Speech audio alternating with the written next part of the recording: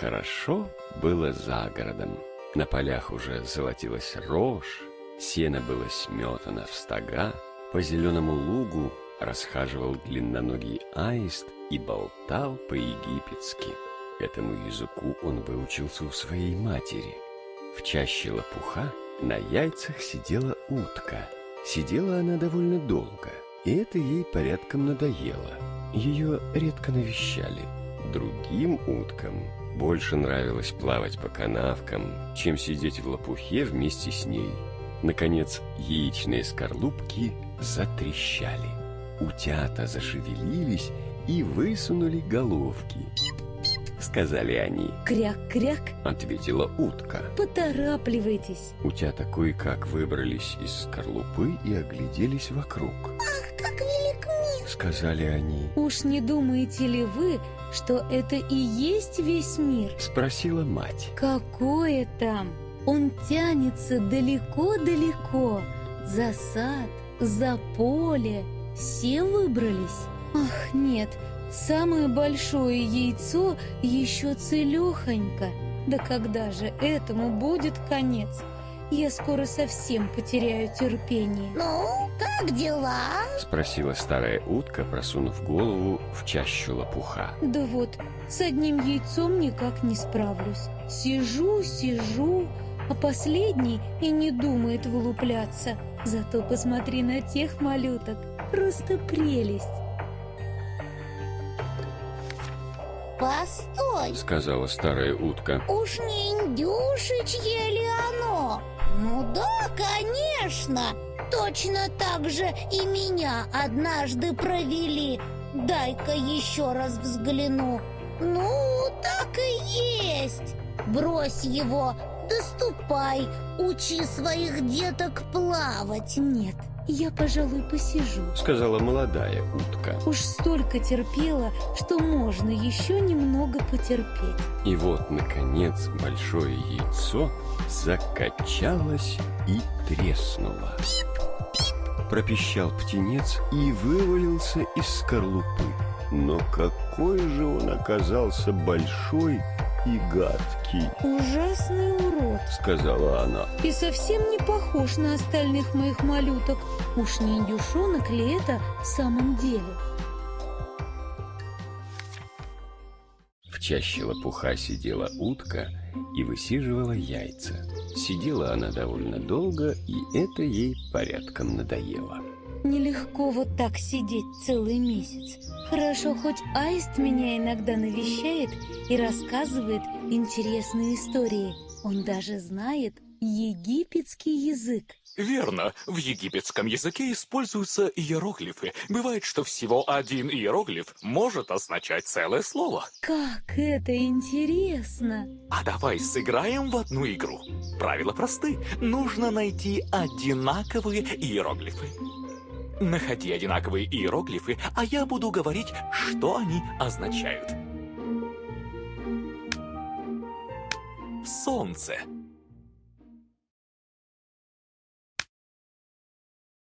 Небо.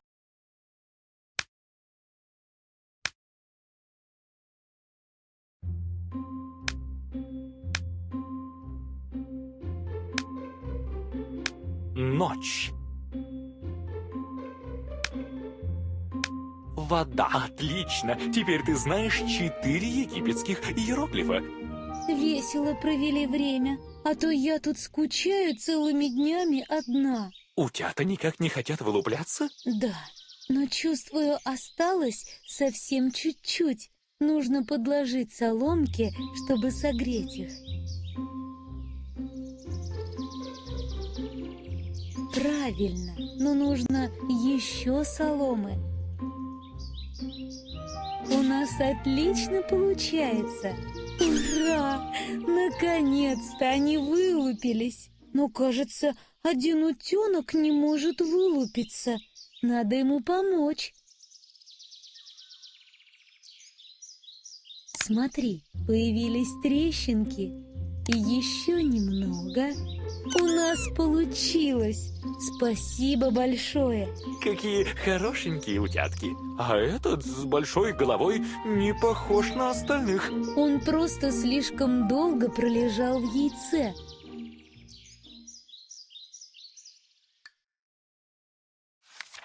На другой день утка со всей семьей отправилась к канаве. Кряк-кряк, за мной, живо! Позвала утка утят и бултыхнулась в воду. Сначала вода покрыла утят с головой, но они тут же вынырнули и поплыли вперед. Лапки у них так и заработали. Даже гадкий утенок не отставал от других. Какой же это индюшонок? Сказала утка. Вон как славно гребет лапками и как прямо держится.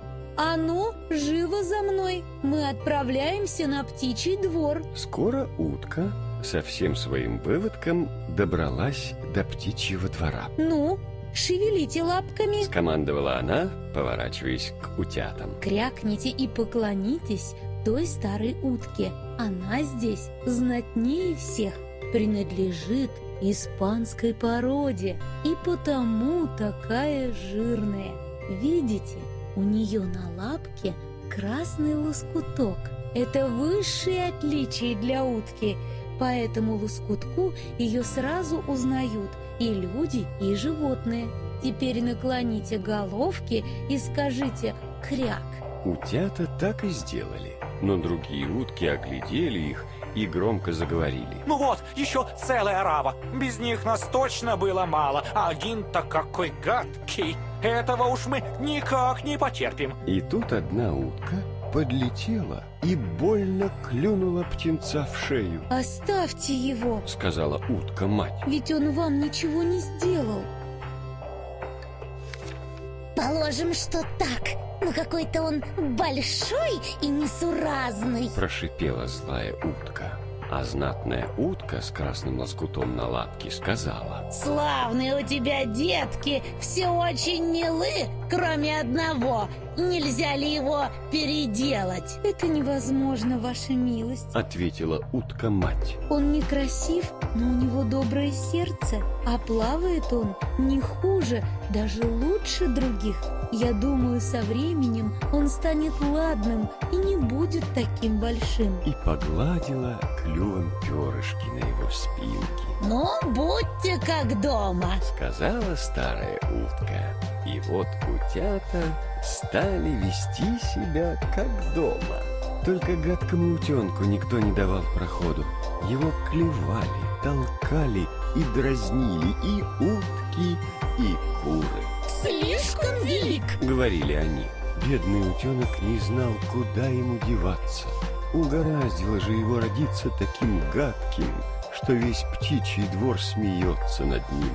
Даже братья и сестры сердито говорили бедняги. Хоть бы кошка взяла и утащила тебя, несносный уродец. А мать вторила. Глаза б мои тебя не видели. Утки щипали его, куры клевали, а девушка, дающая птицам корм, отталкивала его ногой.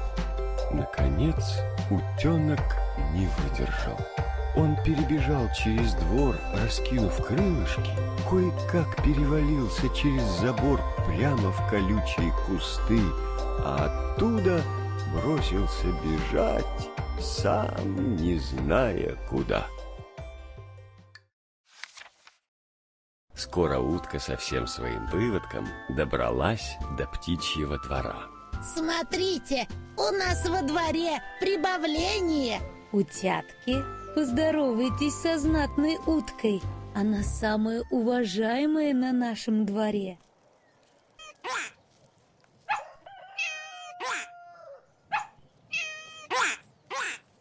Молодцы! Так вежливые утята здороваются со старшими. Детки твои выдались прелестными, кроме того одного с длинной шеей. Он тоже хороший. Вы бы видели, как он плавает. Возможно, но слишком уж сильно он отличается от остальных. А ты умеешь искать отличия? Давай попробуем. Найди различия между картинками.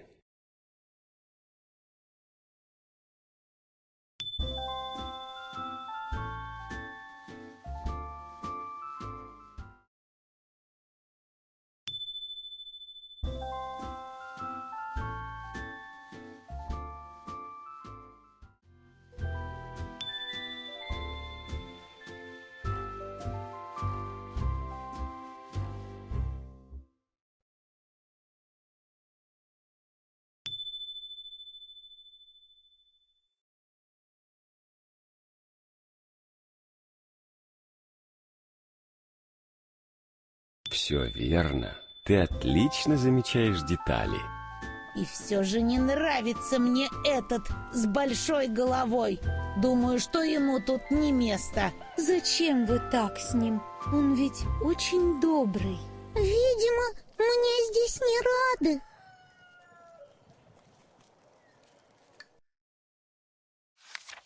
Он бежал, пока не очутился на болоте, где жили дикие утки. Это еще что за птица? Спросили они.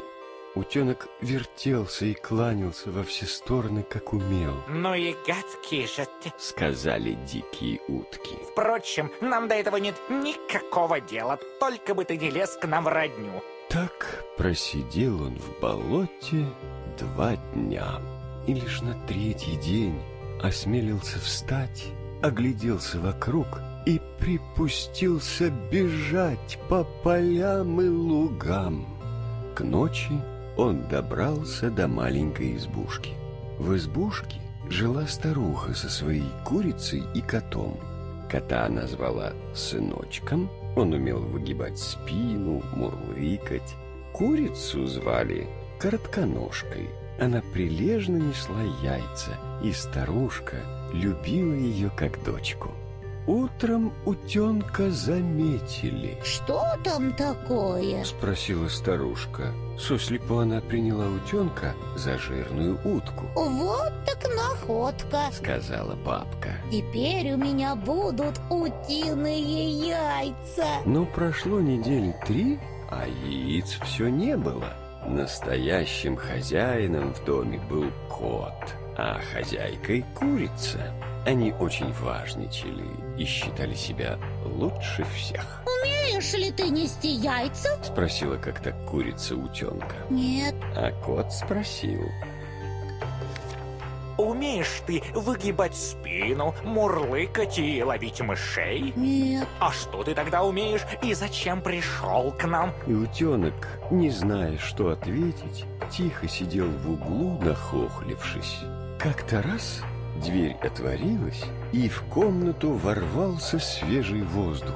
Утенку так захотелось на волю поплавать, что он не удержался и сказал об этом курице. Что еще выдумал? Напустилась на него та. Неси-ка яйца или мурлычь, дурь и пройдет. Вы меня не понимаете. Сказал утенок. Так ты, видно, хочешь быть умнее кота, не говоря уже обо мне. Я думаю, мне лучше уйти отсюда, куда глаза глядят. Сказал утенок. И он ушел. Жил на озере, плавал и нырял.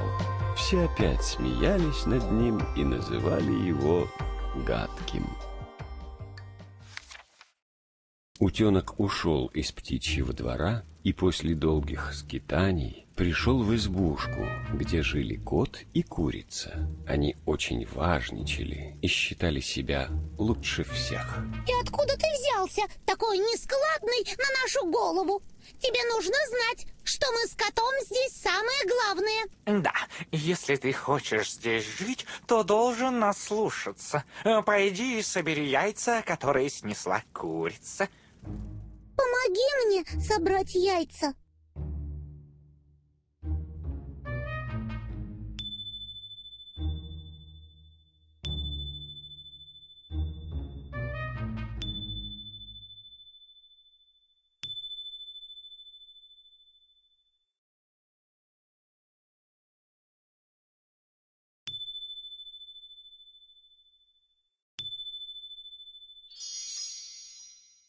Все яйца собраны. Спасибо за помощь. А что ты вообще умеешь делать полезного? Ты умеешь ловить мышей? Наверное, не умею. Может, ты умеешь нести яйца? Нет, но я умею плавать и нырять глубоко. Нырять? Зачем? От безделья? Занялся бы чем-то полезным. Если не умеешь делать ничего полезного, ступай своей дорогой. Нам тут и без тебя хорошо. Наверное, вы правы. Мне лучше уйти. Только как мне выбраться отсюда? Ведь дверь избушки закрывается на ключ.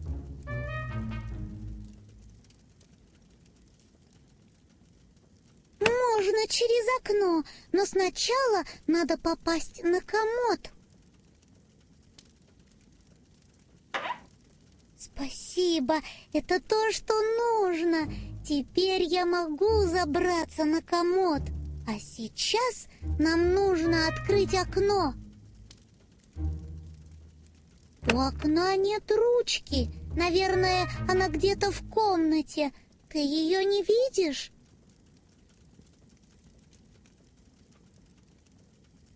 Правильно.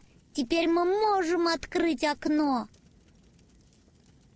Спасибо тебе за помощь.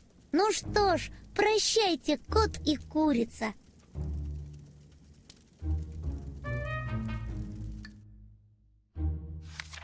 А тем временем настала осень.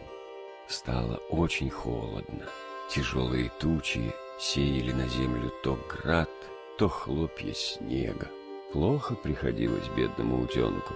Раз под вечер, когда солнышко еще сияло на небе, из-за леса поднялась целая стая чудесных больших птиц. Таких красивых птиц утенок никогда еще не видел.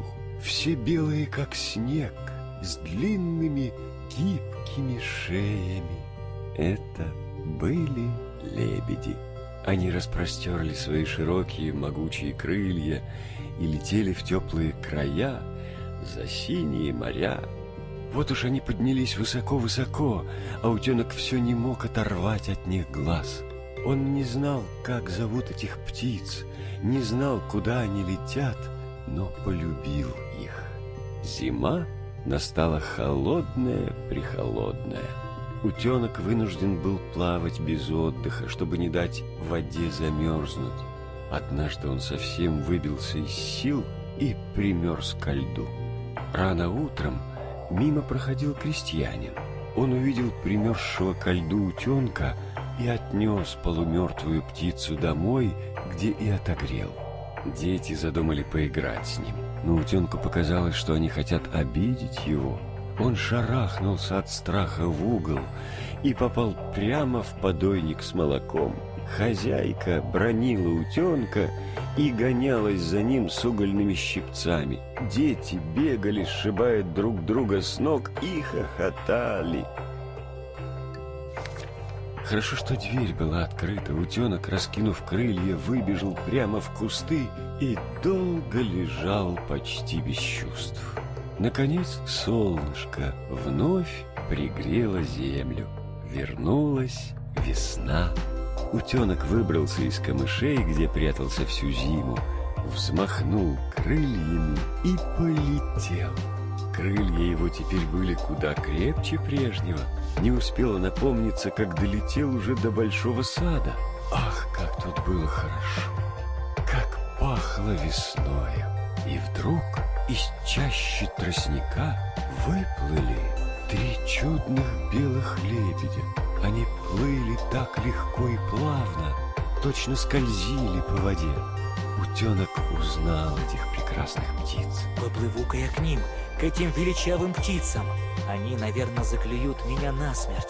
Но все равно, лучше погибнуть от их ударов, чем сносить щипки уток и кур, пинки птичницы, да терпеть холод и голод зимой. И гадкий утенок поплыл навстречу прекрасным лебедям, а те, завидев его, замахали крыльями и поплыли прямо к нему. «Убейте меня», — сказал он и опустил голову. И вдруг в чистой, как зеркало, воде он увидел собственное отражение. Он был уже не гадким серым утенком, а красивым белым лебедем. Теперь он был даже рад, что перенес столько горя и бед. Он много вытерпел и поэтому мог лучше оценить свое счастье. Гадкий утенок много времени прятался в камышах и обессилел. Нужно покормить его.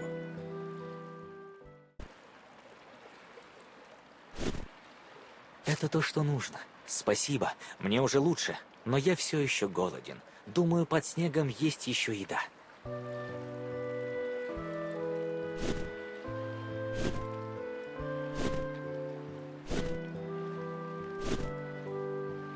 Нам нужно убрать снег. А вот и еда. Помоги мне ее собрать. Так намного лучше. Это то, что нужно. Как вкусно. Так намного лучше. Спасибо большое за помощь. Ах, это кричат прекрасные птицы. Как бы мне хотелось взглянуть на них еще разок. Помоги мне отыскать к ним дорогу. Помоги мне переплыть через эти заросли камышей.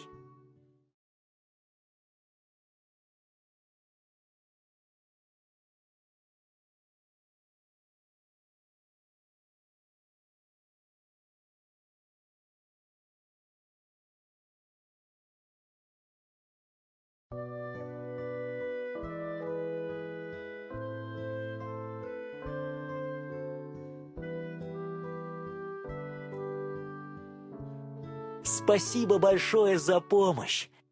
Смотрите, среди нас есть новенький. Как тебя зовут? Гадкий утенок. Так меня все называют.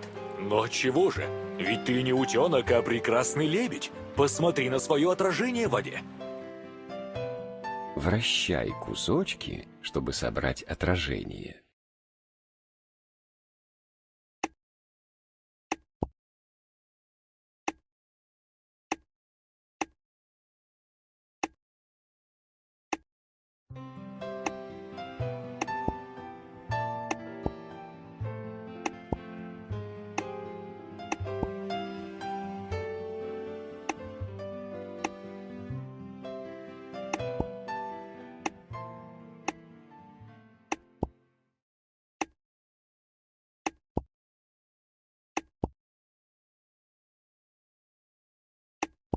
Ах, разве это я?